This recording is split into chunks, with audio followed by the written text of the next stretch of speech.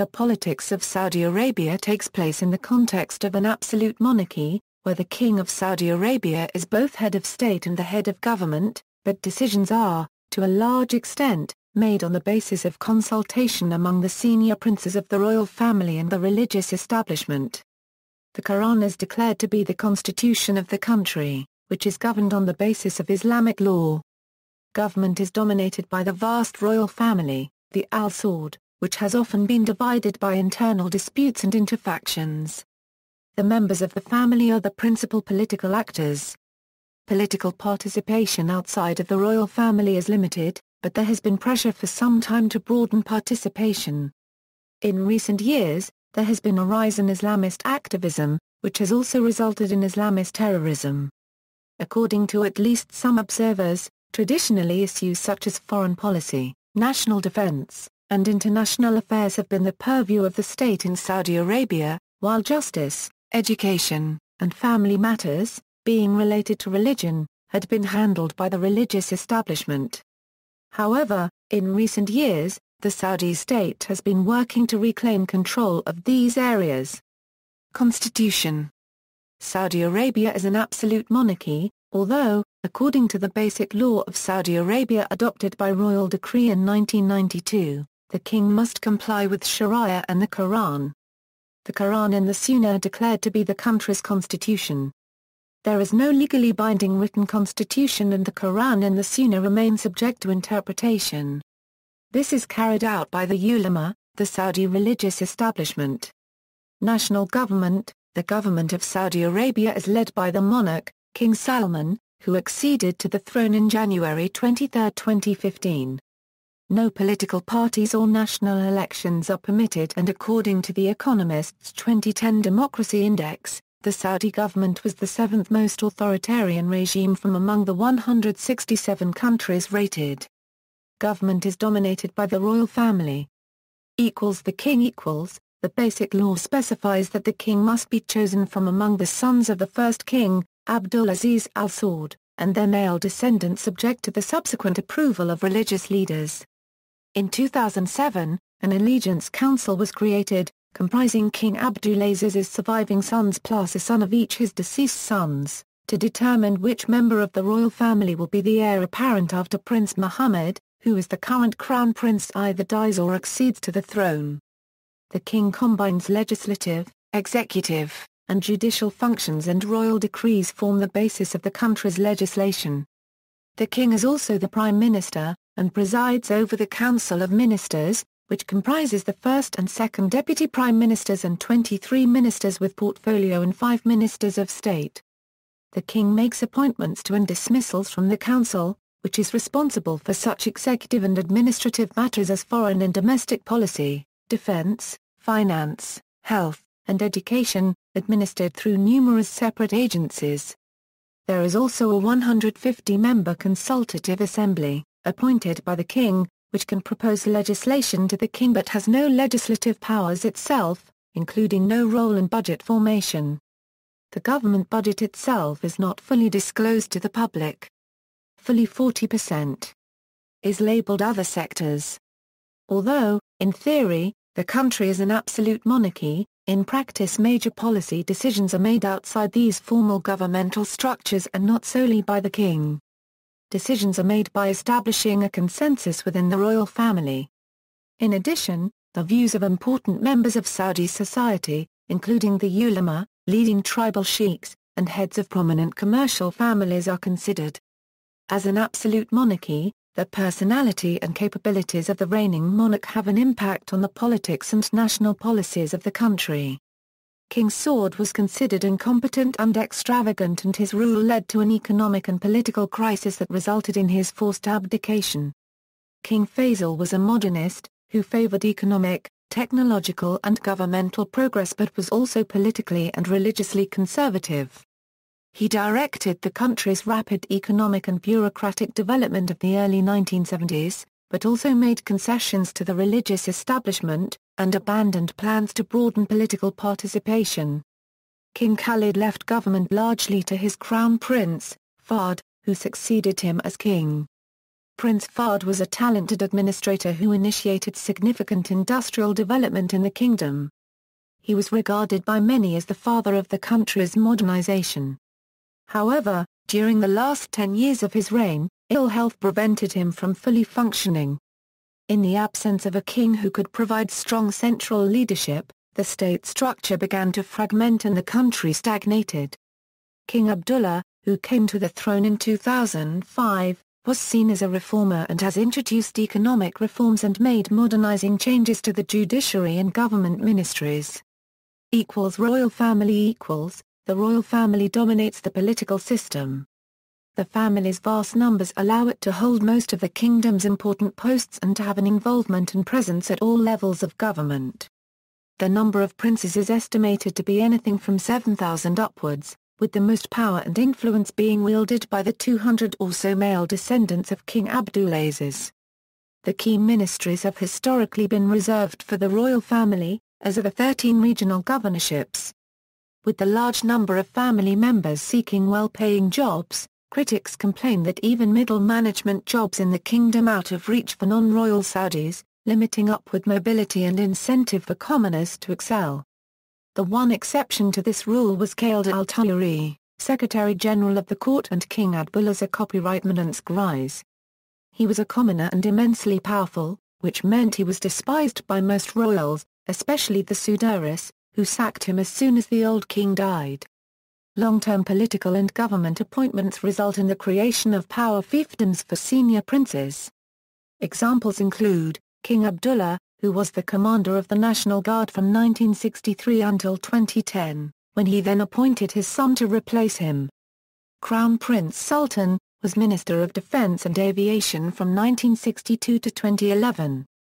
Prince Naif was the Minister of Interior from 1975 until his death in 2012. Prince Saud had been Minister of Foreign Affairs from 1975 to just before his death in 2015. And King Salman, was the governor of the Riyadh region from 1962 to 2011. In the absence of national elections and political parties, politics in Saudi Arabia takes place in two distinct arenas, within the royal family, the Al Saud, and between the royal family and the rest of Saudi society. The royal family is politically divided by factions based on clan loyalties, personal ambitions and ideological differences. The most powerful clan faction is known as the Sujari Seven, comprising the late King Saud and his full brothers and their descendants. Ideological divisions include issues over the speed and direction of reform, and whether the role of the ulama should be increased or reduced. There were also divisions within the family over who should succeed Crown Prince Sultan. Leading figures in the royal family with differing ideological orientations included Prince Naif, the late Interior Minister, and Prince Saud al-Faisal, the Foreign Minister. Prince Naif was personally committed to maintaining Saudi Arabia's conservative Wahhabi values. Of the senior princes, he was probably the least comfortable with King Abdullah's desire for reform. Following the 11 September 2001 attacks in the United States, perpetrated mostly by Saudi nationals, Prince Naif was strongly criticized by the U.S. for his reaction. It also took pressure from within the royal family for him to launch a hunt for Islamist militants who had attacked Western targets in Saudi Arabia. By contrast, Prince Saud al-Faisal is one of the strongest supporters of political and social reform. For example, he has spoken in favor of women having the right to vote, to follow the career path they wish and to be able to drive a car. Women would be able to vote in municipal elections beginning in 2012. BBC The ulama and the al-ashiq The significance of the ulama is derived from the central role of religion in Saudi society. It has been said that Islam is more than a religion, it is a way of life in Saudi Arabia, and, as a result, the influence of the ulama is pervasive. Saudi Arabia is almost unique in giving the ulama a direct role in government, the only other example being Iran. Prior to 1971, a council of senior ulama advising the king was headed by the Grand Mufti and met informally. In that year, the council was formalized in a council of senior scholars, appointed by the king and with salaries paid by the government. Not only is royal succession subject to the approval of the ulama, so are all new laws. The ulama have also influenced major executive decisions, for example the imposition of the oil embargo in 1973 and the invitation of foreign troops to Saudi Arabia in 1990. It plays a major role in the judicial and education systems and has a monopoly of authority in the sphere of religious and social morals. By the 1970s, as a result of oil wealth and the modernization of the country initiated by King Faisal, important changes to Saudi society were underway and the power of the ulama was in decline. However, this changed following the seizure of the Grand Mosque in Mecca in 1979 by Islamist radicals. The government's response to the crisis included strengthening the ulama's powers and increasing their financial support. In particular, they were given greater control over the education system and allowed to enforce stricter observance of Wahhabi rules of moral and social behavior. Since his accession to the throne in 2005, King Abdullah has taken steps to rein back the powers of the ulama, for instance transferring their control over girls' education to the Ministry of Education. The ulama have historically been led by the al-Ashik, the country's leading religious family. The al-Ashik are the descendants of Muhammad ibn Abd al-Wahhab, the 18th-century founder of the Wahhabi form of Sunni Islam which is today dominant in Saudi Arabia. The family is second in prestige only to the al-Saud with whom they formed a mutual support pact and power-sharing arrangement nearly 300 years ago. The pact, which persists to this day, is based on the al-Saud maintaining the al-Ashik's authority in religious matters and upholding and propagating Wahhabi doctrine. In return, the al-Ashik support the al-Saud's political authority thereby using its religious moral authority to legitimize the royal family's rule. Although the al-Ashik's domination of the ulama has diminished in recent decades, they still hold the most important religious posts and are closely linked to the al-Saud by a high degree of intermarriage. Corruption Corruption is widespread in Saudi Arabia, most prevalent in the form of nepotism, the use of middlemen, a Euro-West or Euro-unregistered trademark, to do business as well as patronage systems. The Saudi government and the royal family have often, and over many years, been accused of corruption. In a country that is said to belong to the royal family and is named after it, the lines between state assets and the personal wealth of senior princes are blurred. The corruption has been described as systemic and endemic, and its existence was acknowledged and defended by Prince Bandar bin Sultan in an interview in 2001. Although corruption allegations have often been limited to broad undocumented accusations, specific allegations were made in 2007, when it was claimed that the British defence contractor BAE Systems had paid Prince Bandar $2 billion in bribes relating to the Al-Yamama arms deal. Prince Bandar denied the allegations. Investigations by both US and UK authorities resulted, in 2010, in plea bargain agreements with the company, by which it paid $447 million in fines but did not admit to bribery. Transparency International in its annual Corruption Perceptions Index for 2012 gave Saudi Arabia a score of 4.4. Reform Since the 9/11 attacks in 2001, there has been mounting pressure to reform and modernize the royal family's rule, an agenda championed by King Abdullah both before and after his accession in 2005. The creation of the Consultative Council in the early 1990s did not satisfy demands for political participation, and, in 2003, an annual National Dialogue Forum was announced that would allow selected professionals and intellectuals to publicly debate current national issues, within certain prescribed parameters. In 2005, the first municipal elections were held. In 2007, the Allegiance Council was created to regulate the succession. In 2009, the king made significant personnel changes to the government by appointing reformers to key positions and the first woman to a ministerial post. However, the changes have been criticized as being too slow or merely cosmetic, and the royal family is reportedly divided on the speed and direction of reform. In 2011, Abdullah announced that women will be able to be nominated to the Shura Council. Politics outside of the royal family. Politics in Saudi Arabia, outside of the royal family, can be examined in three contexts: the extent to which the royal family allows political participation by the wider Saudi society, opposition to the regime, and Islamist terrorism. Political participation Outside of the House of Al Saud, participation in the political process is limited to a relatively small segment of the population and takes the form of the royal family consulting with the ulama, tribal sheikhs and members of important commercial families on major decisions. This process is not reported by the Saudi media. In theory, all males of the age of majority have a right to petition the king directly through the traditional tribal meeting known as the Mali. In many ways, the approach to government differs little from the traditional system of tribal rule. Tribal identity remains strong and, outside of the royal family, political influence is frequently determined by tribal affiliation, with tribal sheikhs maintaining a considerable degree of influence over local and national events. In recent years there have been limited steps to widen political participation, such as the establishment of the Consultative Council in the early 1990s and the National Dialogue Forum in 2003. Opposition to the royal family. The rule of the Al Saud faces political opposition from four sources: Sunni Islamist activism, liberal critics, including an underground Green Party, the Shia minority particularly in the eastern province, and long-standing tribal and regional particularistic opponents.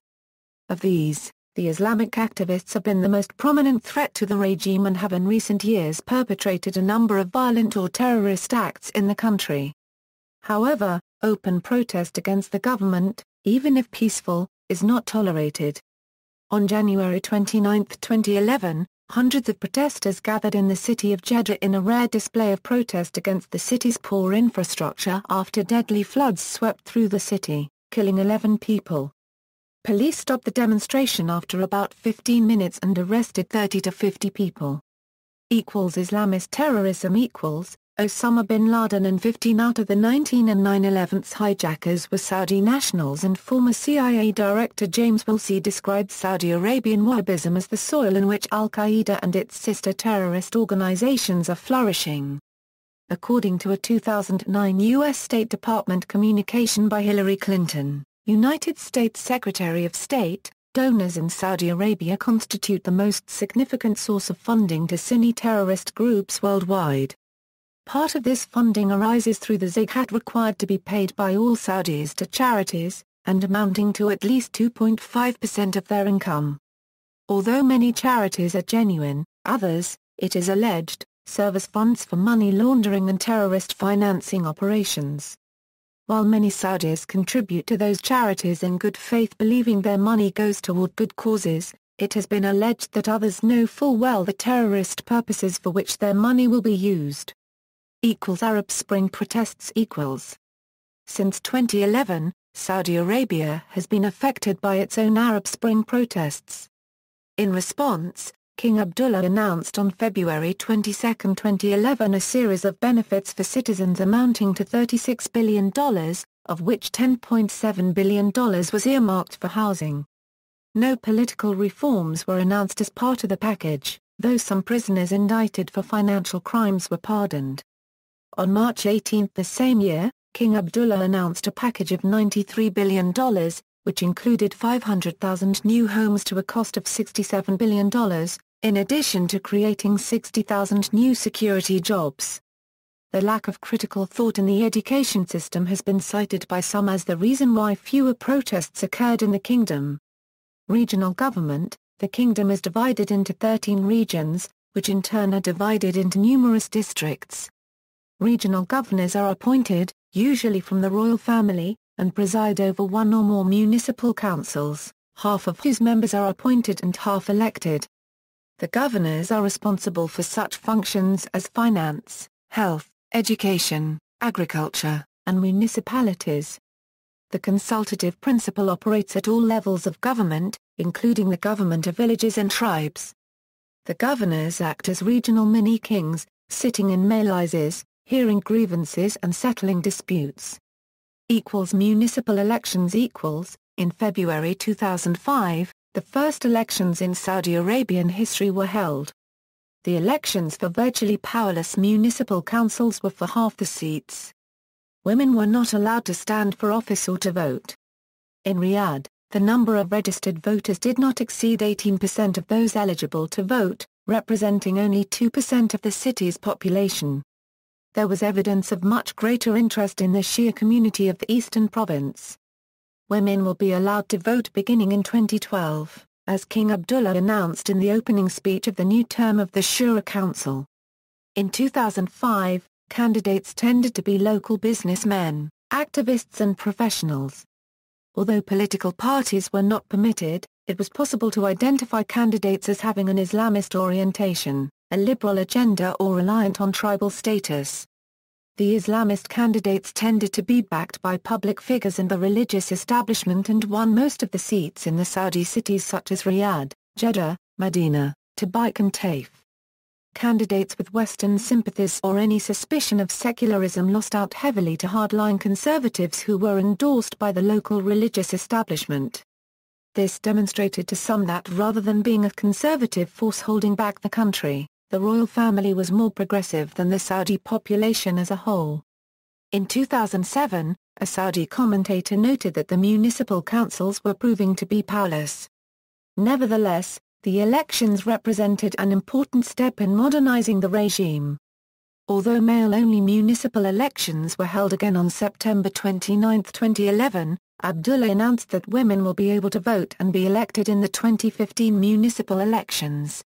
Political reform. In March 1992, King Fahd issued several decrees outlining the basic statutes of government and codifying royal succession for the first time.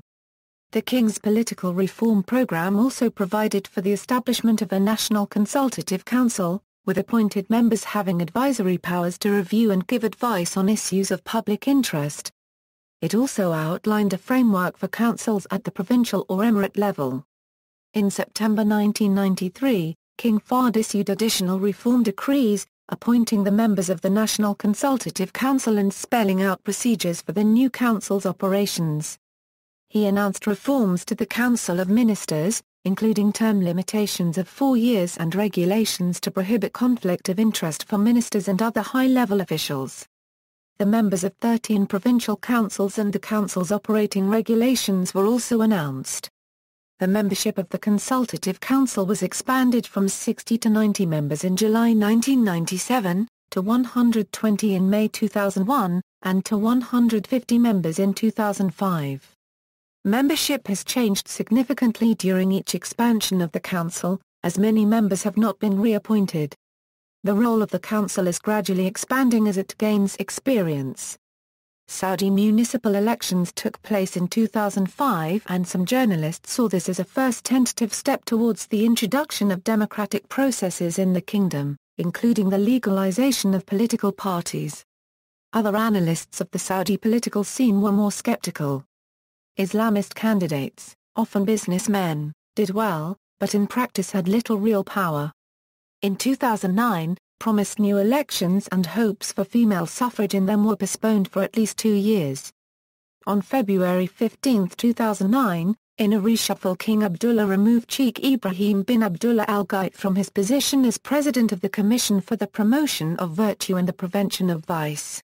He also removed Sheikh Salih Al Lahoraidan as head of the Supreme Judicial Council and appointed the first female minister. In his first act as king, Salman removed Khaled al-Tayuri, Abdullah's de facto prime minister and a copyright eminence grise, replacing him with a prince of the blood. See also, Committee for the Promotion of Virtue and the Prevention of Vice. References. External links, Saudi National e-Government Portal, the Royal Embassy of Saudi Arabia, United States. Washington, D.C. Saudi Arabia Government at DMOZ, Carnegie Endowment, Arab Reform Bulletin, Saudi Arabia Corruption Profile from the Business Anti-Corruption Portal.